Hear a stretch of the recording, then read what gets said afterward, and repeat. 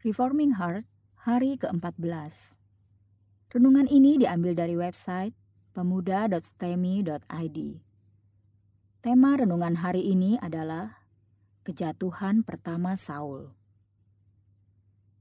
Mari kita membaca Alkitab dari 1 Samuel 13 ayat 1 sampai 23. Demikian bunyi firman Tuhan. Ketidaktaatan Saul waktu orang Filistin datang menyerang. Saul berumur sekian tahun ketika ia menjadi raja. 2 tahun ia memerintah atas Israel. Saul memilih 3.000 orang dari antara orang Israel. 2.000 orang ada bersama-sama dengan Saul di Mikmas dan di pegunungan Betel. Sedang 1.000 orang ada bersama-sama dengan Yonatan di Gibea Benyamin. Tetapi selebihnya dari rakyat itu disuruhnya pulang masing-masing ke kemahnya. Yonatan memukul kalah pasukan pendudukan orang Filistin yang ada di Geba. Dan hal itu terdengar oleh orang Filistin. Karena itu Saul menyuruh meniup sangkakala di seluruh negeri, sebab pikirnya, biarlah orang Ibrani mendengarnya. Demikianlah seluruh orang Israel mendengar kabar bahwa Saul telah memukul kalah pasukan pendudukan orang Filistin, dan dengan demikian orang Israel dibenci oleh orang Filistin. Kemudian dikerahkannyalah rakyat itu untuk mengikuti Saul ke Gilgal. Adapun orang Filistin telah berkumpul untuk berperang melawan orang Israel. Dengan 3.000 kereta, 6.000 orang pasukan berkuda dan pasukan berjalan kaki sebanyak pasir di tepi laut, mereka bergerak maju dan berkemah di Mikmas di sebelah timur Bet Awen. Ketika dilihat orang-orang Israel bahwa mereka terjepit, sebab rakyat memang terdesak, maka larilah rakyat bersembunyi di gua, Keluk Batu, Bukit Batu, Liang Batu, dan Perigi. Malah ada orang Ibrani yang menyeberangi arungan sungai Yordan menuju tanah Gad dan Gilead. Sedang Saul masih di Gilgal, dan seluruh rakyat mengikutinya dengan gemetar. Ia menunggu 7 hari lamanya sampai waktu yang ditentukan Samuel. Tetapi ketika Samuel tidak datang ke Gilgal, mulailah rakyat itu berserak-serak meninggalkan dia. Sebab itu Saul berkata, "Bawalah kepadaku korban bakaran dan korban keselamatan itu." Lalu ia mempersembahkan korban bakaran. Baru saja ia habis mempersembahkan korban bakaran, maka tampaklah Samuel datang. Saul pergi menyongsongnya untuk memberi salam kepadanya. Tetapi kata Samuel, "Apa yang telah kau perbuat?" Jawab Saul, "Karena aku melihat rakyat itu berserak-serak meninggalkan aku, dan engkau tidak datang pada waktu yang telah ditentukan. Padahal orang Filistin telah berkumpul di Mikmas. Maka pikirku, sebentar lagi orang Filistin akan menyerang aku di Gilgal. Padahal aku belum memohonkan belas kasihan Tuhan. Sebab itu aku memberanikan diri, lalu mempersembahkan korban bakaran." Kata Samuel kepada Saul, "Perbuatanmu itu bodoh. Engkau tidak mengikuti perintah Tuhan Allahmu yang diperintahkannya kepadamu. Sebab sedianya Tuhan mengokohkan kerajaanmu atas orang Israel untuk selama-lamanya. Tetapi sekarang kerajaanmu tidak akan tetap. Tuhan telah memilih seorang yang berkenan di hatinya, dan Tuhan telah menunjuk dia menjadi raja atas umatnya. Karena engkau tidak mengikuti apa yang diperintahkan Tuhan kepadamu." Kemudian berangkatlah Samuel dan pergi dari Gilgal ke Gibea Benyamin. Tetapi Saul memeriksa barisan rakyat yang ada bersama-sama dengan dia itu, kira-kira 600 orang banyaknya. Saul dan Yonatan anaknya, dan rakyat yang ada bersama-sama dengan mereka, tinggal di Geba Benyamin, sedang orang Filistin berkemah di Mikmas. Maka keluarlah orang-orang penjara dari perkemahan orang Filistin dalam 3 gerombolan. Gerombolan yang satu mengambil jalan ke Ofra, ke daerah Shual. Gerombolan yang kedua mengambil jalan ke Bet Horon, dan gerombolan yang satu lagi mengambil jalan ke perbatasan yang menghadap ke lembah Seboim arah ke padang gurun. Seorang tukang besi tidak terdapat di seluruh negeri Israel, sebab orang Filistin berkata, "Jangan-jangan orang Ibrani membuat pedang atau tombak." Jadi semua orang Israel harus pergi kepada orang Filistin untuk mengasah mata bajaknya, beliungnya, kapaknya, atau aritnya masing-masing. Adapun bayarannya ialah 2/3 shikal untuk mata bajak dan beliung, dan 1/3 shikal untuk mengasah kapak dan untuk memasang kusa. Sehingga pada hari pertempuran itu, sebilah pedang atau lembing pun tidak terdapat pada seluruh rakyat yang ada bersama Saul dan Yonatan. Tetapi Saul dan Yonatan, anaknya itu, masih mempunyainya. Kepahlawanan Yonatan. Dan suatu pasukan pengawal orang Filistin telah keluar ke pelintasan gunung di Mikmas. Mari kita merenungkan bagian firman Tuhan ini. Kitab Samuel ini sungguh penuh dengan drama. Bayangkan, baru dilantik jadi raja, bahkan diakui oleh seluruh rakyat sebagai raja yang berani, Saul sudah jatuh di dalam dosa ketidaktaatan. Seperti yang dikatakan di dalam 1 Samuel 9 ayat 16 yang berbunyi, "Besok kira-kira waktu ini, aku akan menyuruh kepadamu seorang laki-laki dari tanah Benyamin. Engkau akan mengurapi dia menjadi raja atas umatku Israel, dan ia akan menyelamatkan umatku dari tangan orang Filistin. Sebab aku telah memperhatikan sengsara umatku itu, karena teriakannya telah sampai kepadaku." Maka salah satu tugas raja yang dipilih Tuhan adalah membebaskan Israel dari Filistin. Bangsa-bangsa di sekitar Israel sangat gencar memberikan gangguan kepada Israel. Tuhan melarang Israel menjalin relasi dengan bangsa-bangsa di sekitar mereka, karena Tuhan tidak ingin mereka diserongkan oleh agama bangsa-bangsa lain itu, sehingga akhirnya mereka menolak Tuhan. Tetapi Tuhan juga tidak ingin adanya penindasan. Filistin sangat kuat dan menjadi penindas Israel pada saat itu.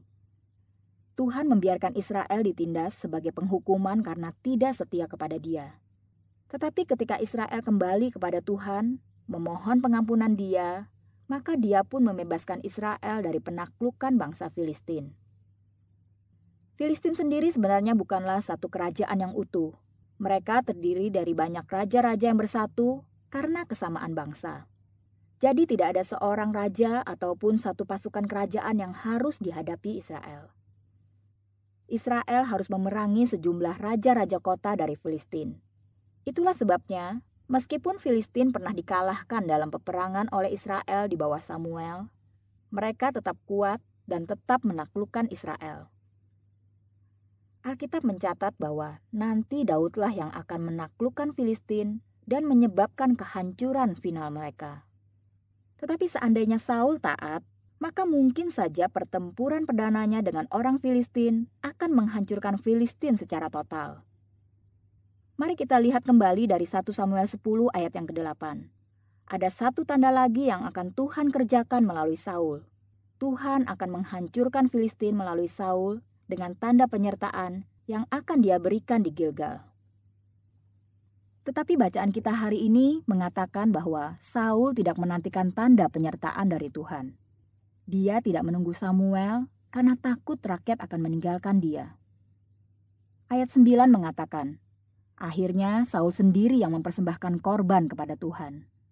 Ini melanggar apa yang Tuhan perintahkan dalam 1 Samuel 10 ayat ke-8 yang berbunyi, "Engkau harus pergi ke Gilgal mendahului aku, dan camkanlah, aku akan datang kepadamu untuk mempersembahkan korban bakaran dan korban keselamatan. Engkau harus menunggu 7 hari lamanya, sampai aku datang kepadamu dan memberitahukan kepadamu apa yang harus kau lakukan." Tuhan akan memberitahukan Saul apa yang harus dia perbuat. Tuhan akan menyatakannya melalui Samuel. Tetapi Saul tidak mau menunggu. Dia mengandalkan kekuatan sendiri, dan karena itu dia menjadi takut ketika pasukannya terus berkurang. Tetapi apakah Tuhan tidak sanggup menghancurkan musuh dengan sedikit orang? Gideon hanya diberikan 300 orang oleh Tuhan untuk menghadapi pasukan Midian yang sangat besar, sehingga nyaris tidak dapat dihitung jumlahnya. Dengan demikian, Tuhan ingin melakukan hal yang sama dengan yang Dia kerjakan melalui Gideon. Dia mengirim sepasukan kecil umatnya menghadapi pasukan seperti pasir di laut. Setelah itu dengan perantaraan seorang utusan, Tuhan memanggil seorang pemimpin di Israel. Dan pemimpin itu akhirnya menghancurkan musuh yang sangat besar dengan tentara yang sangat sedikit. Inilah yang Tuhan kerjakan melalui Gideon, dan yang akan Tuhan kerjakan lagi melalui Saul. Ketika seluruh Israel mulai gemetar dan tentaranya terserak, Saul tidak ingat apa yang Tuhan kerjakan melalui Gideon. Dia hanya tahu kekuatannya makin habis. Maka dia tidak taat kepada perintah Tuhan, meskipun Samuel sudah memperingatkan dengan keras pada 1 Samuel 10 ayat 8 yang mengatakan, "Camkanlah, aku akan datang kepadamu dan memberitahukan kepadamu apa yang harus kau lakukan." Ketidaktaatan Saul berdampak sangat buruk bagi diri sendiri. Yang pertama, dia tidak dapat menyaksikan bagaimana Tuhan bekerja menghancurkan musuh-musuhnya dengan kekuatan yang sedikit. Dia gagal menyaksikan Tuhan bekerja melalui dirinya. Dia tidak bisa mencatatkan namanya dalam sejarah Israel, sejajar dengan Gideon yang memukul musuh yang sangat besar dengan kekuatan kecil. Yang kedua adalah Tuhan tidak jadi memakai Saul dan dinastinya untuk menjadi dinasti kerajaan yang tetap selama-lamanya. Namun disinilah kita melihat keagungan rancangan Allah. Allah telah menetapkan Daud menjadi raja dan keturunannya akan terus berkuasa atas tahta di Israel. Tetapi Daud dipanggil karena Saul sudah tidak taat lagi kepada Tuhan. Saul tetap diberikan janji yang besar oleh Tuhan, dan janji itu tidak akan dicabut oleh Tuhan andai kata Saul tetap setia kepadanya. Benarkah Tuhan sudah memilih orang-orang di dalam ketetapan kekalnya? Ya. Tetapi ini tidak berarti dia tidak bersungguh-sungguh ketika dia menjalankan ketetapannya di dalam sejarah. Siapakah Raja Israel? Dari keturunan manakah dia?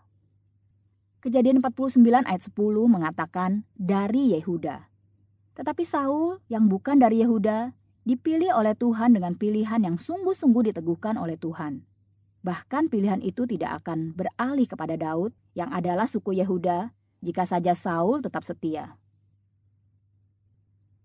Mari kita merenungkan kelimpahan hikmat yang bisa kita pelajari untuk terus menyucikan hati kita. Yang pertama, ketika Saul gagal karena dia tidak mengandalkan Tuhan, tetapi mengandalkan kekuatannya sendiri. Kita akan gagal jika kita mengandalkan kekuatan sendiri dan bukan mengandalkan Tuhan. Apa yang dimaksud dengan mengandalkan Tuhan?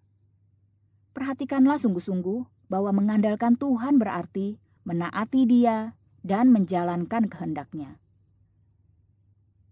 Mengandalkan Tuhan harus dimulai dengan berkata, "Jadilah kehendak-Mu." Hal ini seperti tertulis di dalam Matius 6 ayat ke-10 yang mengatakan, "Datanglah kerajaan-Mu, jadilah kehendak-Mu di bumi seperti di sorga." Kita tidak bisa menjalankan hidup semau sendiri lalu lemparkan ke Tuhan setiap kali menemui masalah yang besar. Kalau kita tidak pernah taat, kita tidak berhak melemparkan kesulitan kita kepada Tuhan. Banyak orang mencari kesulitan sendiri, tetapi melemparkan kepada Tuhan untuk jalan keluarnya.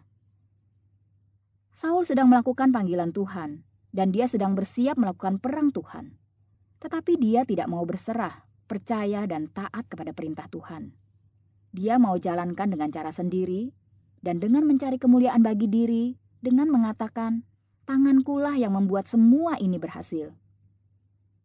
Maka kita pun harus mengerti dahulu bahwa kita sedang menjalankan apa yang Tuhan mau jalankan. Kita harus dengan jujur dan tulus mengerjakan apa yang akan mempermuliakan nama Tuhan.